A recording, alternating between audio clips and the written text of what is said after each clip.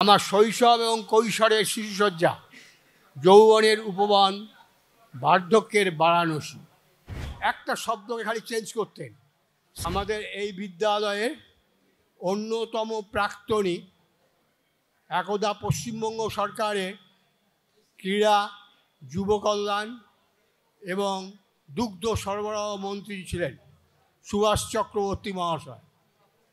তিনি স্কুলে আসলে পরে একটা কথা বলতেন, ইকবালের একটি গানের একটা শব্দকে খালি চেঞ্জ করতেন। সারে যাহা সে আচ্ছা হিন্দুস্তান হামেরা, ওই হিন্দুস্তানের পরিবর্তে তিনি বলতেন কে কে হিন্দু একাডেমি হামারা। আমার সাথে এই বিদ্যালয়ের সম্পর্ক ৪৫ বছর। আমি ৭ বছর এই স্কুলে পড়েছি, 5 থেকে পুরনো 11 ক্লাস। আমরা যখন 9, 10-এ পড়ি তখন এই ডিএন সিনহা স্যার আসলেন। আমরা ৩৮ বছর মাস্টারি করেছি, ৭১ সাল থেকে ২০০৯ সাল পর্যন্ত।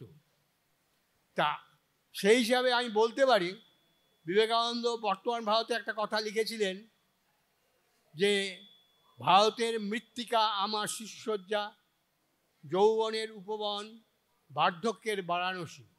আমি একটু চেঞ্জ করছি যে এই বিদ্যালয় থেকে হিন্দু একাডেমি আমার শৈশব এবং কৈশোরের শিশুসজ্জা, যৌবনের উপবন, বার্ধক্যের বারাণসী। এই স্কুল থেকে আমি যা পেয়েছি তা বলবার অপেক্ষা রাখে না। উপস্থিত সকলে ভালো থাকবেন, সুস্থ থাকবেন, শান্তিতে থাকবেন। যশো বা জয় সোনার বাংলা, যশো ভা জয় সোনার ভারত। এটা আমার কথা নয়, অখিল বন্ধু নিয়োগী স্বপন বুড়ো নামে পরিচিত। তিনি আমাদেরকে ড্রিল শেখাতেন।